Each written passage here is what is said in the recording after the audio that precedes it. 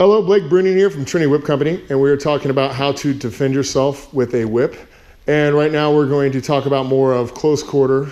We talked a little bit about weapons earlier and the Kali approach and what you do from long range. And long range is basically, go ahead and pull a knife out for me.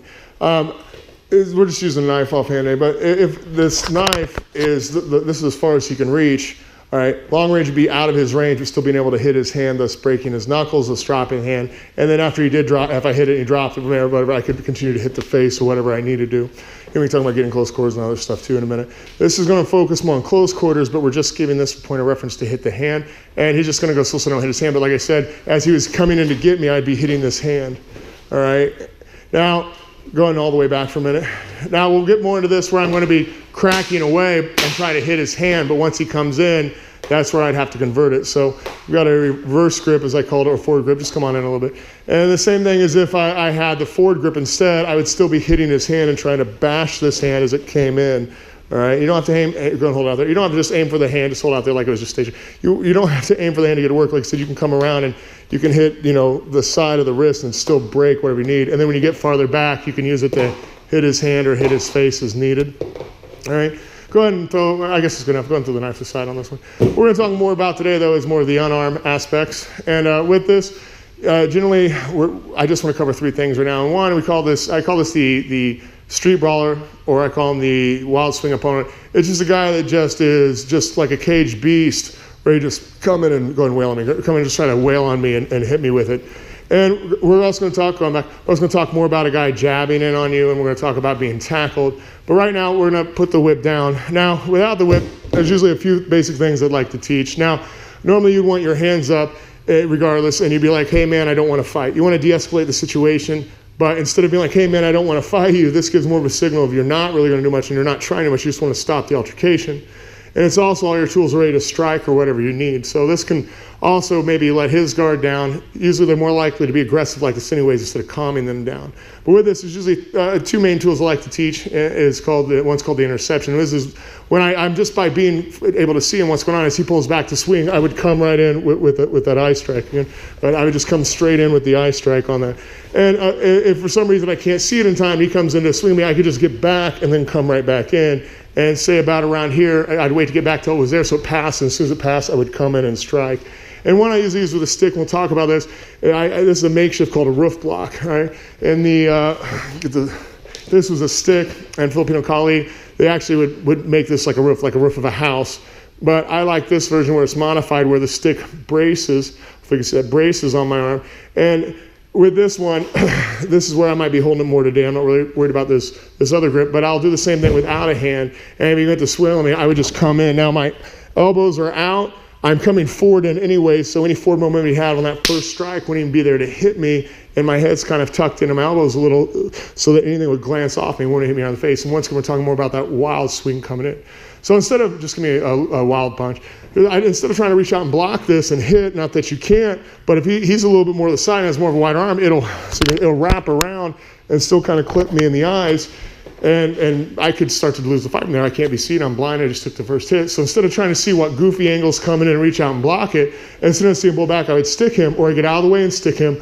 Or if I couldn't move at all for the sake of this, as soon as he'd come in, I would just come in with this roof block and meet him. And then, of course, you could rake, headbutt, knee, elbow, add knees. You could grab the neck, which is called Richard Dimitri does what's called a shredder, where I hold him so he can't get away, and I just start raking and clawing, hitting, palming, clawing the face apart.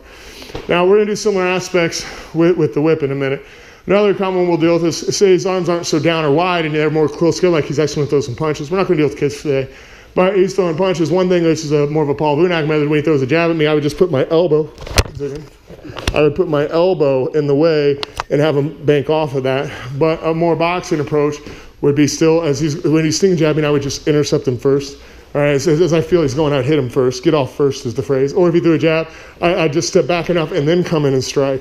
Or we just call it a split. I would just block it, split, and hit him in the face at the same time. And then what we're going to deal with now is going to be the tackle. So maybe he throws a jab at me, maybe just rushes in to tackle me. Trying to move this. So now he's tackling me. What's going to Richard Dimitri shredder is going to, I could try to palm his face, but I would be hitting it and clawing and raking his face as he's taking me down. Now, with the whip, we're going to do similar methods again. So with this, I'm going to keep it in the forward grip, grabbing the handle, not the pommel, so I have this to hit. And with the wild swing, again, I would just stick him first as an interception. All right, or he goes to swing at me, I'm just going to step out of the way because I missed it, and then come in and hit, being the counter attack. Or I'm going to make this roof block and bash him in there. And for me, like I said, you could rake his face to shredder, hook his head. You can find different ways to rip knees into him or whatever you want to do, and then get back. I'm just whipping him as I get back. I'm not really whipping his gear on. All right, and we could always work on that with all these where after I get in, I get out. We'll do that at the end, hopefully. But also, if he went to jab at me, ready, I could just put this in the way of it. Even through a jab cross, I could just go bang, bang, and then come in and strike or whip on the way out. Or we could do, well, I said before, we can still kind of intercept. So before he jabs, I just hit him first. I just begin the altercation. Or he goes to throw a jab, I just block, and then I come in and hit and throw a jab again. Or I can just split and get it going from there. And whether I back out, that's a good name of that. I back out and whip, or if I can just strike him, it's kind of discretionary on my part what I need to do. And when he tackled again, say he came in, he got in close a little bit, and he went to tackle. Let's see if I can bring this down. Like I said, I could try to hit him right over as I'm falling, hit him over the back of the neck, which would be very lethal. I could hit him in the back of the head, could still knock him out, hit him in the side of the temple, or try to come up in the face, or even reverse this grip and start raking it, or even from here, just start raking his face in a makeshift shredder. All right? Now what we're going to do is go ahead and put the gear on. My good friend and partner, Brian Workman, is going to go ahead and get a headgear on and some gloves. Now, we've only attempted this just today. I've done similar training, but we've never actually geared up before and kind of slightly role-played this the way it is. So it'll be good to see it happen. What I'm going to do first is have him just throw these strikes, and I'm going to I'm just going to go ahead and pop him here with the same moves I taught you. Just know that I'm thinking more I'm cracking it, and after I crack it, he comes rushing in, causing me to do it. Now we're going to add that in a minute, but right now, just to show the gear up. So he's going to come in and try to throw a swing at me, and I'm just going to hit him first. Ready? Go and throw a swing. That's right. And you can put a little more speed, but not too much speed for the camera. Go ahead. So, and then you can hit him, or go and tag me this time. Or we can do that roof block, and like I said, I can hit, scrape, hook, whatever you need to do. Come out whipping on the end. All right. Throw the jab. Same thing with this glove. Don't do it much, but you can just block it. Like all you got to do is block it with this. Go ahead. Throw a couple, jab, cross, whatever. Just keep throwing a jab. Ready? Throw a jab.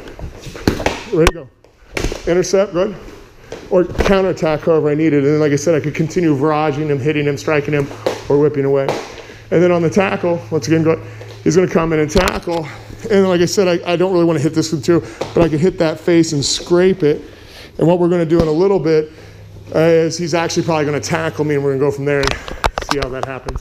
So now, right now we're dealing with he didn't have a weapon, or maybe I whipped it out of his hand.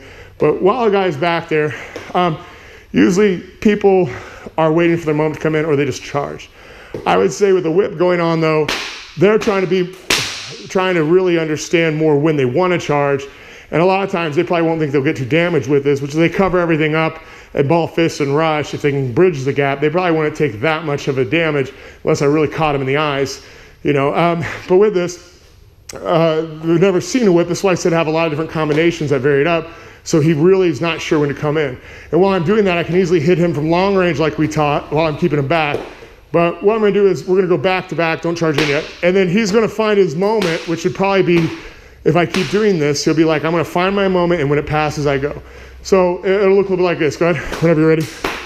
And then that's where he'd charge in, and then I would have to deal with whatever I want to deal with, okay? So we're going to start with the wild swing where he's going to come in, and I'm just going to whip at him. And then whenever he feels like he's coming in, he comes in.